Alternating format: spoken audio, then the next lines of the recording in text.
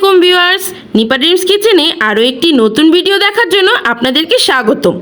আজ আমি আপনাদেরকে রেস্টুরেন্ট স্টাইলের ফ্রাইড রাইস তৈরি করে দেখাবো। এর জন্য আমি প্রথমে চুলায় একটি হাঁড়িতে পর্যাপ্ত পানি বসিয়ে দিয়েছি। এর মধ্যে একটু লবণ, একটু তেল দিয়ে পানিটা বলক আসা পর্যন্ত অপেক্ষা করব।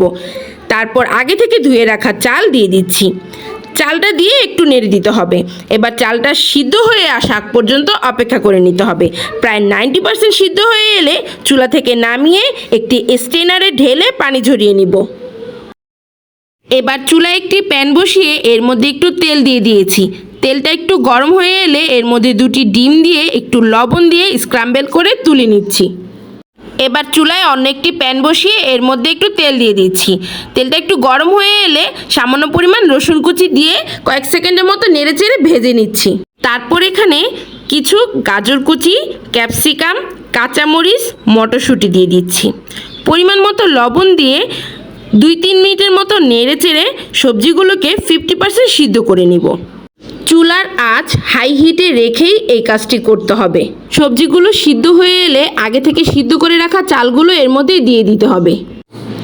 তারপর ভেজে রাখা ডিম, পরিমাণ মতো লবণ, সয়া সস, গোলমরিচের গুঁড়ো, টেস্টিং সল্ট, সামান্য পরিমাণ চিনি, টমেটো সস দিয়ে চালের সাথে সবগুলো উপকরণ নেড়েচেড়ে খুব ভালোভাবে মিক্সড করে নিতে হবে।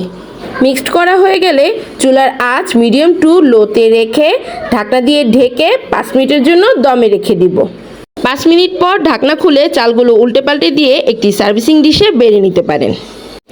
বাসায় তৈরি হলেও এর স্বাদ রেস্টুরেন্টের চেয়ে কোনো অংশে কম নয়। ফ্রাইড রাইসের সাথে চিকেন ফ্রাই না হলে যেন জমেই না। আমার মতো আপনারাও চাইলে চিকেন ফ্রাইয়ের সাথে এটি পরিবেশন করতে পারেন। আপনাদের জন্য চিকেন ফ্রাই রেসিপিটিও আমার চ্যানেলে দেওয়া থাকবে, চাইলে একবার দেখে নিতে পারেন।